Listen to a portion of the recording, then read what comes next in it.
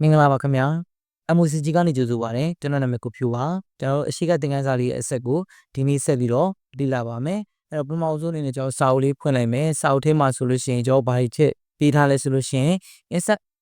transition effect ပေါ့နော်ဒီ transition တွေက transition ကိုတစ်ချက်နှိပ်လိုက်မယ်နှိပ်ပြီးတော့တဲ့ခါကျလို့ရှိရင် transition to this slide နေရာတွေမှာတဲ့မိမိနှစ်သက်ရာ effect တွေများကိုရွေးချယ်ပြီးအသုံးပြုနိုင်တယ်လို့ပြောထားတယ်ပေါ့နော် effect option မှာလည်းအတွင်းမှာနေပြီးတော့တဲ့မိမိစိတ်ချက်ပုံစံတွေပြောင်းလဲလို့ရတယ်လို့ပြောထားတယ်ပေါ့နော်အဲ့တော့ဟုတ်ပြီကျွန်တော်ကအခုအဲ့ဒါဆိုလို့ရှိရင်ဒီဟာလေးကိုလက်တွေ့ကျွန်တော်တို့သွားပြီးတော့သုံးကြည့်မယ်ပေါ့နော်အဲ့တော့အရင်ဆုံး PowerPoint ကိုချက်တင်လိုက်နိုင်မယ်နှိပ်ပြီးသွားတဲ့ခါကျရင် black presentation တစ်ခုခေါ်လိုက်မယ်နော်ပြီးသွားတဲ့အခါ insert ထဲကနေပြီးတော့ photo album ဆိုပြီးတော့ photo album ပုံစံလေးတစ်ခုလုပ်လိုက်မယ်နော်ပြီးတော့ find this ဆိုတဲ့ထဲကနေမှကျွန်တော် desktop ပေါ်မှာပုံမှန်ပဲကျွန်တော်ရဲ့ဒီ tab ပုံတွေက desktop ပေါ်မှာရှိတဲ့အတွက်ကျွန်တော် desktop ပေါ်ရွှေ့တာပါပြီးတော့ insert ဆိုတာလေးနှိပ်မယ်ပြီးတော့ခါကြလို့ရှိရင်ကျွန်တော် one picture လို့ပြီးလိုက်မယ်နော် one picture လို့ပြီးလိုက်မယ်ပြီးတော့ create ဆိုတာလေးနှိပ်လိုက်မယ်ဟုတ်ပြီနော် create ဆိုတာနှိပ်ပြီးရတဲ့ခါကြလို့ရှိရင်ကျွန်တော်အခုဒီမှာဆိုလို့ရှိရင်ကျွန်တော်ကြိုက်တဲ့ပုံစံလေးကိုကျွန်တော်ပြောင်းမှာဒါလေးပြောင်းလိုက်နော်ဒါလေးပြောင်းလိုက်မယ်ဒါဆို photo 11ဟာလားဒါဆိုလို့ရှိရင်ဓာတ်ပုံလေးကဒီထဲမှာဒီလိုလေးသွားမယ်ပေါ့နော်ဒီလိုလေးသွားမယ်โอเคအဲ့ဒီနေရာမှာမှကျွန်တော်တို့ကဘာလဲဆိုလို့ရှိရင်သူ့ကိုကျွန်တော်တို့အရင်ဆုံး play ကြည့်လိုက်မယ်နော်အရင်ဆုံး play ကြည့်လိုက်မယ်အဲ့တော့ဒီမှာ slide show ဆိုတာလေးကျွန်တော်တစ်ချက်နှိပ်မယ်နော်ပြီးသွားရင်ကျွန်တော်ဒီမှာ click တစ်ချက်နှိပ် click တစ်ချက်နှိပ် click တစ်ချက်နှိပ် click တစ်ချက်နှိပ်ဒါပုံမှန်လေး runner ပေါ့နော်ပုံမှန်လေး runner အဲ့လိုဒီပုံကနေပြီးတော့နောက်တစ်ပုံကူးတဲ့အချိန်မှာကျွန်တော်အဲ့နှစ်ခုကြားထဲမှာ effect လေးသုံးချင်တာဟုတ်ပြီနော်အဲ့လို effect လေးတွေသုံးကြည့်တဲ့အခါကျလို့ရှင်ကျွန်တော်ကဘာကိုလုပ်ရလဲဆိုလို့ရှင် transition လေးတွေထည့်ပြရတယ်နော်တော့ဒီ presentation လုပ်တဲ့အခါမှာဆိုလို့ရှင်ကျွန်တော်ကပို့ပြီးတော့ကျွန်တော် presentation လုပ်တဲ့အခါကျလို့ရှင်ကိုယ့်ရဲ့ file ကို presentation လုပ်တာသူများရဲ့တက်ပို့ပြီးတော့ဆွဲဆောင်မှုရှိတယ်ဆိုလို့ရှင်ဒီကိုယ့်ရဲ့ audience ကလည်းကိုယ့်ကိုပို့ပြီးတော့အာရုံစိုက်ပြီးကြည်လာမယ်ပြီးသွားတဲ့အခါကျလို့ရှင်အဲ့ချက်ကမှကိုကပြောချင်တဲ့ topic တွေကိုတေချာလေးပြောပြနိုင်တယ်ပေါ့နော်ဆိုဟုတ်ပြီအဲ့တော့ကျွန်တော်တို့အနေနဲ့အခုဒီမှာဆိုလို့ရှင် effect တွေဆိုလို့ရှင်ဒီမှာဒီ transition ကိုနှိပ်လိုက်တယ်ဆိုလို့ရှိရင် transition ထဲမှာမှ transition to this slide ဆိုတဲ့အထဲမှာမှကျွန်တော်ဒီမှာ effect တွေအများကြီးရှိပါတယ်เนาะဒီ effect တွေ check ရဲ့ effect ကိုသုံးလို့ရတယ်ဟုတ်ပြီเนาะ check ရဲ့ effect ကိုသုံးလို့ရတယ်အဲ့တော့ကျွန်တော်ကဒီကနေဒီပုံလေးကိုကူးသွားတဲ့အခါမှာဘယ်လိုလေးကူးစေချင်တာလဲဆိုလို့ရှိရင် split လုပ်စေချင်တာဟုတ်နော်ဒီလိုလေးသွားသိချင်တာပြီးသွားတဲ့အခါဒီပုံလာတဲ့ခါကျ shape ပုံစံမျိုးတွေအလဲကနေထွက်လာစေချင်တာဟုတ်ပြီเนาะပြီးသွားရင်ဒီပုံလေးကြလို့ရှိရင်ကျွန်တော်တို့ကဘယ်လိုလဲဆိုလို့ရှိရင် white float စီတင်တယ်ဟုတ်ပြီနော်ဒီမှာပုံလေးတွေပေါ့ကျွန်တော်ဒီစိတ်ကြိုက်ကိုယ့်ရဲ့ effect လေးတွေကျွန်တော်လိုက်ထည့်ပါနော်ဘယ်ဟာလေးကနေပြီးတော့ဘယ်လိုလေးသွားမယ်ဒါတော့ကိုယ့်ရဲ့စိတ်ကူးပုံမှာမူတည်ပါတယ်ပေါ့နော်ဒါတည်းကျွန်တော်နမူနာလေးသုံးပြတာပါဟုတ်ပြီနော်နမူနာလေးသုံးပြထားတယ်ဟို transition effect လေးတွေပထမဆုံးစပြီးတော့ကျွန်တော်ထည့်ပြတယ်တပေါ်ပါနော်โอเคအဲ့တော့ကျွန်တော်အခုဒီမှာဆိုလို့ရှိရင်ခုနကတော့ကျွန်တော်လုပ်ခဲ့တဲ့ဟာနဲ့ဒီဟာလေးကိုတစ်ချက်ပြန်ပြီးတော့သိထားကြည့်လိုက်မယ်နော်ပြီးသွားတဲ့ခါကျလို့ရှိရင် previous အရှိကိုပြန်သွားအောင်နော် previous ဟာလားဒီလိုလေးပေါ့နော်အဲ့တော့ဒီကနေစပြီးကျွန်တော်အရှိကိုသွားခြင်းနဲ့ဆိုရင် click channel နော်ဒီလိုမျိုးလေးပေါ့ဒါဆိုလို့ရှိရင်ပို့ပြီးတော့ခုနကနဲ့စလို့ရှိရင်ဒီဟာလေးကပို့ပြီးတော့ဆွဲဆောင်မှုရှိသွားတယ်ဒါ effect တွေထည့်ပေါ့အဲ့ effect လေးဒီမှာကျွန်တော်တို့ပြုပြင်ခြင်းနေတယ်ဘယ်လိုပြုပြင်ခြင်းတာလဲဆိုလို့ရှိရင်သူ့ကိုကျွန်တော်တို့က click တစ်ချက်နှိပ်လို့ရှိရင်ဒီကနေပြီးတော့ကျွန်တော် click တစ်ချက်နှိပ်ပြီးတော့ဒီပုံလေးကူးတဲ့ခါမှာကြားထဲမှာ sound effect လေးထည့်ခြင်းနေဒါဆိုလို့ရှိရင်ဒီမှာ timing လေးကနေပြီးတော့ကျွန်တော်က sound ဆွဲနေမှာ no sound ဖြစ်နေတယ်ဆိုလို့ရှိရင်အဲ့နေရာမှာကျွန်တော်ကဘုံနဲ့တားလေးပေးလိုက်မယ်နော်နည်းနည်းတော့နားကြီးမှာပေါ့နော်အဲ့ဒီကြလို့ရှိရင်ကျွန်တော်ကအတန်လေးတစ်ခုထပ်ထည့်လိုက်မယ်ဟုတ်ပြီဒီမှာလည်းအတန်လေးတစ်ခုထပ်ထည့်လိုက်မယ်ဒါကိုအတန်ထည့်ခြင်းတဲ့နေရာကြောက်လို့ရှိရင်ကိုထည့်တာပေါ့နော်โอเคအဲ့တော့ကျွန်တော်အခုဒီကနေပြီးစပြီးတော့ project နော်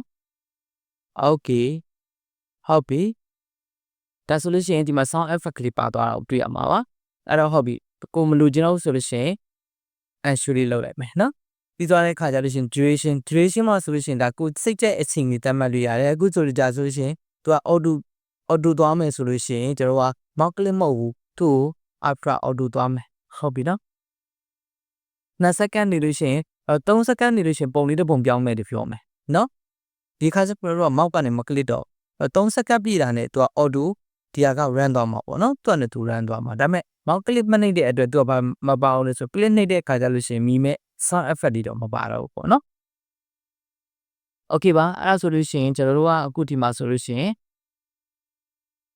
show လေးလုပ်လိုက်မယ်အဲ့ဆိုဒီထဲကဟာလေးရမယ်နော်ဒီဟာကိုသဘောကျတယ်ဆိုလို့ရှိရင် apply to all အကုန်လုံး apply လုပ်လိုက်တာနော်ဒါဆိုလို့ရှိရင်ရလိမ့်မယ်အဲ့တော့ဟုတ်ပြီနောက်တစ်ခုကကျတော့လေကျွန်တော် animation ဆိုကြစာလုံးလေးတွေကိုလှူရှားနေတဲ့ပုံစံလေးတုံးနေတဲ့အခါကျလို့ရှိရင်ဒီဥမာဒီ photo album ဆိုတဲ့ဟာလေးကိုကျွန်တော်ကဟိုအဝင် track လေးလုပ်ချင်တယ်အဝင် track လေးလုပ်ချင်တယ်ဆိုလို့ရှိရင် animation တွေကဒီ animation ထဲမှာကျွန်တော်ကဒီမှာဒါဆိုလို့ရှိရင် entrance ဆိုလို့ရှိရင်ဒါအဝင်ပေါ့နော်အဝင်ဟုတ်ပြီနော်ဒီမှာဆိုလို့ရှိရင် emphasis ဆိုလို့ရှိရင်ဒါအထူးပြုလုပ်တဲ့ပုံစံပေါ့နော်ဟုတ်ပြီသူစောင်းလေးနဲ့တစ်ချက်ပြန်ပြောမယ်နော် okay ဒီမှာဆိုလို့ရှိရင်ကျွန်တော် transition နဲ့က timing တွေတည်သွားပြီ sound effect တွေထည့်တာလေး duration အချိန်ကြာတာလေးတည်သွားပြီနော် afra auto ဒါကကြတော့ဒီ afra ရဲ့ဆိုတဲ့နောက်မှာ slide တွေ auto ပြရတဲ့အချိန်မျိုးတည်သွားရင် mouse click တွေတည်သွားပြီနော် slide တွေအကုန်လုံးကိုတည်သွားပြီဒါတစ်ခုကကြတော့အခုဒီတစ်ခါကျတော့ကျွန်တော်ဆက်ပြုတ်မှာကျတော့ insert animation effect ပေါ့နော်ဒီ insert animation effect ကကြတော့ဘယ်လိုလဲဆိုလို့ရှိရင်မိထွက်တင်လို့ပြောတဲ့ test တွေ picture တွေကို select ပေးပါတယ်ပြီးတော့ animation တွေက animation ကိုနှိပ်ပါတယ်အဲ့ထဲမှာကျွန်တော် entrance ပေါ့နော် entrance ဆိုလို့ရှိရင်အဝင်ပုံစံဖြစ်မယ်ဒီမှာဆိုလို့ရှိရင် emphasis ပေါ့ emphasis ဆိုအထူးပြုလို့လည်းပုံစံဖြစ်မယ်ပေါ့သူက emphasis ဆိုတာကြတော့ဘယ်လိုလဲဆိုလို့ရှိရင်အဝင်မရှိဘူးအဝင်ပေါ့နော်သူကဒီကအဝင်ဒါပေမဲ့သူကကြတော့ဘယ်နေရာမှမရှိတဲ့နေရာတွေဝင်လာတာကိုပြောတာနော်ပြီးတော့တဲ့ခါကျလို့ရှိရင်အဲ့တော့ကျွန်တော်ကအခုဒီမှာဆိုလို့ရှိရင် animation ပေါ့နော် animation entrance ပေါ့နော် entrance ဆိုလို့ရှိရင်အဝင်ပုံစံ entrance ဆိုအဝင်ပုံစံဖြစ်တဲ့အတွက်သူ entrance ဆိုတာဘယ်လိုလဲဆိုလို့ရှိရင်ဘယ်နေရာမှမရှိတဲ့နေရာနေပြီးဝင်လာတာကို entrance လို့ခေါ်ပါတယ်သူ့ကိုဥပမာပေါ့အစာလုံးကသူ့ရဲ့ပုံမှန်နေရာကနေပြီးတော့ဘေးကိုထွက်သွားတာအပေါ်ကနေအောက်ကိုဆင်းလာတာအောက်ကနေအပေါ်တက်သွားဒီပုံစံမျိုးအဝင်လို့ပြောတာပေါ့နော်အဲ့တော့ကတော့ emphasis ကကြတော့ဘယ်လိုလဲဆိုလို့ရှိရင်ပျောက်လည်းမသွားဘူးဝင်လည်းမလာဘူးမဟုတ်ဘူးเนาะလက်ရှိရှိနေတဲ့နေရာလေးကနေပြီးသူကလှုပ်သွားတာတို့စောင်းသွားတာတို့အယောင်ပြောင်းသွားတာတို့အဲ့ဒါကိုအဲ့တော့ emphasis လို့ခေါ်မယ်သူ့ကိုကျတော့အထူးပြုလုပ်တဲ့ပုံစံပေါ့နော်နောက်တစ်ခုကတော့ exit ဆိုတာအထွက်ပုံစံပေါ့သူက effect အဝင်ရှိမယ် effect အထွက်ရှိတယ်ပေါ့နော်အဲ့လိုမျိုးလေးပေါ့နောက်တစ်ခုကတော့ motion back လမ်းကြောင်းပေါ့ custom back ပုံစံဆွဲမယ်เนาะအဲ့လိုလေးပေါ့နော်ဟုတ်ပြီဒါဆိုလို့ရှိရင်ကျွန်တော် in လို့ PowerPoint သွားလိုက်မယ်เนาะ PowerPoint ကိုပြန်သွားလိုက်မယ် PowerPoint ရောက်တဲ့အခါကျလို့ရှိရင်ဒီ photo 11ဆိုတဲ့စာလုံးလေးကိုကျွန်တော်ကဘယ်လိုလုပ်ချင်တာလဲဆိုလို့ရှိရင်သူ့ကို effect ကလေးကိုအဝင်အထွက်လေးလုပ်ချင်တယ်အဝင်အထွက်လေးလုပ်ချင်တဲ့အခါကျလို့ရှိရင်သူ့ကိုဘယ်လိုလုပ်ချင်တာလဲဆိုလို့ရှိရင်ကျွန်တော်က flight ပေါ့နော်ဒီလိုလေးပြန်လာစေချင်တယ်ဟုတ်ပြီနော်ဒီလိုလေးပြန်လာစေချင်ဒါမှမဟုတ်လို့ရှိရင်အဲ့လိုမျိုးမဟုတ်ဘူးကျွန်တော်တို့ကအဲ့ကနေမလုပ်ချင်ဘူးဆိုလို့ရှိရင်ဒီမှာ more entrance effect ဆိုတာရှိတယ်အဲ့ဒါလေးကိုကျွန်တော်တက်ချက်နှိပ်လိုက်တယ်နော်နှိပ်ပြီးသွားတဲ့အခါကျလို့ရှိရင်ကျွန်တော်ဒီမှာကိုကြည့်လိုက်ပေါ့ဒါဆိုဒီဟာလေးကြိုက်လား cycle လေးကြိုက်လား cycle ဆိုဒီလိုအဝိုင်းလေးဖြစ်လာမှာပေါ့နော်ပြီးသွားလို့ရှိရင်ဒီဒါလေးကြိုက်လားဒါလေးကြိုက်လားနော်ဘယ်လိုပုံစံလေးကြိုက်လဲပေါ့ပြီးသွားတဲ့ခါကျလို့ရှိရင်ဒီလိုလေးကြိုက်လားဒါမှမဟုတ်လို့ရှိရင်fake ဒီလိုမျိုးအဝင်ထွက်လေးကြိုက်လားပေါ့နော်ကိုကြိုက်တဲ့ပုံစံလေးလုပ်လို့ရတယ်ဒီထဲမှာအများကြီးရှိရယ်နော်ဒီထဲမှာအများကြီးရှိတယ်အဲ့တော့ကျွန်တော်တို့ခုဒီထဲမှာဆိုလို့ရှိရင်ကိုကြိုက်တဲ့ပုံစံမျိုးလေးကျွန်တော်လုပ်လို့ရတယ်နော်ဒါလေးကြိုက်တယ်ဆိုလို့ရှိရင် okay ဒါလေးတစ်ဆက်နှိပ်လိုက်မယ်နော်ပြီးသွားတဲ့ခါကျလို့ရှိရင်သူကကြတော့ဗာလဲဆိုလို့ရှိရင်ဒါအဝင် effect ပြီးပေါ့အကယ်၍မဟုတ်ဘူးကျွန်တော်အခုဒီဟာလေးအဝင်ပြီးသွားပြီဆိုရင်သူ့ attract လေးထပ်နှိပ်ချင်တယ်ဆိုလို့ရှိရင် animation ဆိုတာလေးကိုတစ်ချက်ထပ်နှိပ်နော်အဲ့ထဲမှာကျွန်တော်က attract ဖြစ်တဲ့အတွက် exit ပေါ့နော် exit ထဲကဒီမှာ exit ဆိုတဲ့ဟာလေးရှိတယ်ဒီ exit ထဲကနေပြီးတော့ကျွန်တော်သွားမယ်ဘယ်လိုလေးသွားချင်တာလဲဆိုလို့ရှိရင်float out ပေါ့နော်အောက်ကိုပြန်ပြုတ်ကျသွားတဲ့ပုံစံလေးဟုတ်ပြီနော်ဒီလိုလေးထည့်လိုက်မယ်ပေါ့okay ဒါဆိုလို့ရှိရင်နောက်တစ်ခုကကြတော့ကျွန်တော်တို့ဥဒီထဲမှာဆိုလို့ရှိရင်ဒီစာလုံးလေးပေါ့ဒါလေးကိုကြတော့ကျွန်တော်ကနောက်ဒီ MOCG လို့ပေးလိုက်မယ်ပေးပြီးသွားတဲ့အခါဒီစာလေးကိုကြတော့ကျွန်တော်ကဘာလုပ်ချင်တာလဲဆိုလို့ရှိရင်သူ့ကို emphasis လုပ်ချင်တယ် emphasis ဆိုတာကြတော့အထူးပြုလုပ်တဲ့ပုံစံပေါ့နော်ဒီလိုလေး color တိုင်းပြီးလောက်လိုက်မယ်နော်လင်းလင်းလေးပေါ့သူ့ကိုတစ်ချက်ကြည့်လိုက်တယ်လင်းလင်းလေးဖြစ်သွားတာပေါ့ဒါမှမဟုတ်လို့ရှိရင်ကျွန်တော်တို့ကအခြားပုံစံလေးလေးလုပ်လို့ရတယ်အခုမှspin ပေါ့နော်လှည့်သွားတဲ့ပုံစံနော်ဒီလို spin လှည့်နေတဲ့ပုံစံလေးလုပ်လို့ရတယ်ဒါမှမဟုတ်ဘူးအဲ့ဒါကိုမကြိုက်ဘူးဆိုလို့ရှိရင်ကျွန်တော်တို့ကဘယ်လိုလုပ်ရမလဲဆိုလို့ရှိရင် blow flip ပေါ့နော်အခုလိုမျိုးလေးလုပ်လို့ရတယ်နော်ဟုတ်ပြီဒါဆိုလို့ရှိရင်ဒီထဲမှာဆိုလို့ရှိရင် animation ထဲမှာကြတော့ကျွန်တော်တို့က သူ့ဘာတွေအဓိကထားသုံးတာလဲဆိုလို့ရှိရင်ဒီစာလုံးလေးတွေကိုအဓိကထားပြီးတော့သုံးတာပေါ့နော်စာလုံးလေးတွေကိုအဓိကထားသုံးတာโอเคစာလုံးလေးတွေမှာအဓိကထားသုံးတဲ့နေရာမှာကျွန်တော်တို့ကအခုဒီအနောက်အောက်ဆုံးကိုသွားရမယ်အောက်ဆုံးကိုသွားရဲပြီးတော့ကျွန်တော်ကဒီ figure home တွေကနေပြီးတော့ new slide တစ်ခုခေါ်လိုက်မယ်နော် new slide တစ်ခုခေါ်လိုက်မယ်ဒီဟာလေးခေါ်လိုက်โอเคအဲ့နေရာမှာကျွန်တော် shake လေးတစ်ခုဆွဲလိုက်မယ်ဒီ shake လေးတစ်ခုကျွန်တော်ဒီမှာဆွဲလိုက်မယ်နော်ပြီးသွားရင် control key လေးကိုဖိ control key လေးကိုဖိ control key လေးကိုဟုတ်ပြီနော်သူတို့ကိုကျွန်တော်ကမလုပ်ချင်တာလဲဆိုလို့ရှိရင် effect လေးတွေကိုနောက်ထပ်ပုံစံမတူတဲ့ effect လေးကျွန်တော်ထပ်လုပ်ချင်တယ်အဲ့လိုထပ်လုပ်ချင်တဲ့အခါမှာဆိုလို့ရှိရင်ဒီ animation တွေကိုသွားရတယ်အခုဒီမှာပုံလေးကိုသူ့ကိုကျွန်တော်ဒီ split အနေနဲ့ဝင်စေခြင်းတယ်ဒီပုံလေးကိုကျတော့ white ဖြစ်စေခြင်းတယ်ဒီပုံလေးကိုကျတော့ shape ဖြစ်စေခြင်းတယ်နော်ဒီပုံလေးကိုကျတော့ white ပြောင်းလိုက်မယ်နော်ဒီမှာ shape ဖြစ်သွားတဲ့အတွက် okay အဲ့တော့ကျွန်တော်တို့သူ့ကိုဒီမှာ play ကြည့်လိုက်မယ်နော် okay တစ်ချက်နေဟုတ်ပြီနော်အဲ့တော့ဒီဟာလေးတွေကတစ်ခုချင်းတွေထွက်လာမှာပေါ့အဲ့တော့ဒီနေရာလေးတွေမှာကျွန်တော်ကဒါ shape လေးနဲ့နမူနာပြတာအဲ့လိုမျိုးမဟုတ်ဘဲနဲ့ဓာတ်ပုံလေးတွေဆိုလို့ရှိရင်မရဘူးလားရှားတယ်နော်အဲ့တော့ဓာတ်ပုံလေးတွေနဲ့လုပ်ချင်တယ်ဆိုလို့ရှိရင်ဒီထဲမှာဓာတ်ပုံလေးထည့်လိုက်ပေါ့အဲ့တော့သူတို့ကိုကျွန်တော်တို့ကအခုဒါနည်းကို selection ပေး delete လုပ်ဒါလေး selection ပေး delete လုပ်ဒါလေး selection ပေး delete လုပ်နော်အဲ့တော့ကျွန်တော်ကဒီကနေသွားလိုက်မယ် insert ထဲက picture ဟုတ်ပြီနော် picture ဆိုတဲ့ထဲကနေမှကျွန်တော်ဓာတ်ပုံလေးနှစ်တပုံယူလိုက်မယ်ဒီပုံလေးပေါ့နော် okay ဒီပုံလေးကိုကျွန်တော်က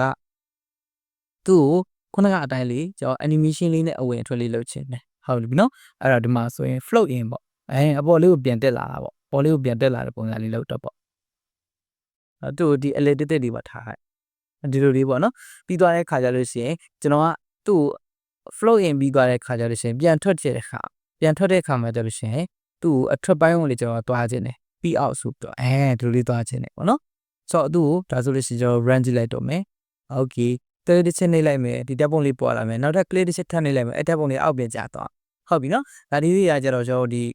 transition နဲ့ animation ကိုသုံးတာပေါ့အဲ့တော့ transition နဲ့ animation မှာဆိုလို့ရှိရင်တော့နောက်ထပ်ပြောစရာလေးတစ်ခုရှိသေးတာကအခုဒီ animation ထဲမှာဆိုလို့ရှိရင်ရှိတယ်လေဒီမှာဒါဆိုလို့ရှိရင် entrance ပေါ့နော် entrance ဒါအဝင်ပုံစံနေနော်ဒီကကျတော့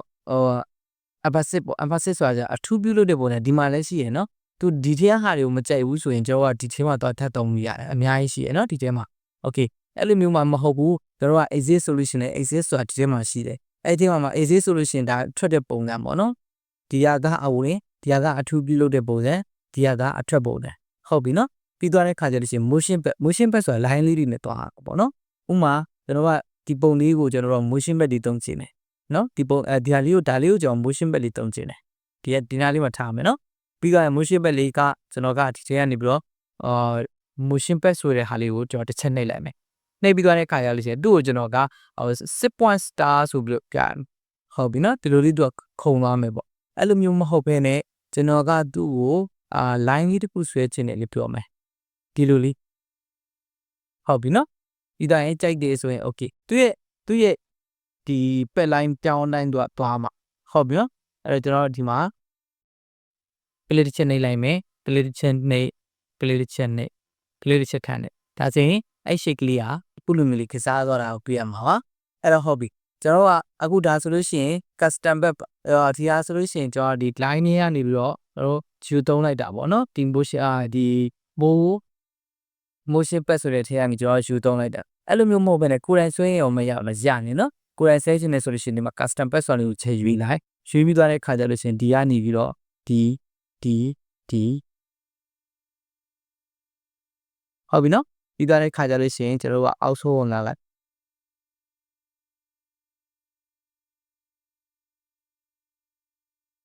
နော်အခုလိုလေးတွေ့သွားရတယ်မယ်နော်အဲ့တော့ဒါကကျတော့ custom back ကိုယ်တိုင်စိတ်ကြိတ်ဆွဲတာပေါ့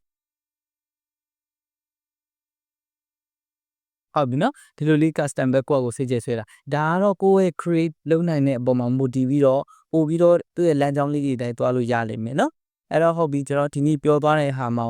တော့ insert animation effect ထဲမှာနော်ထည့်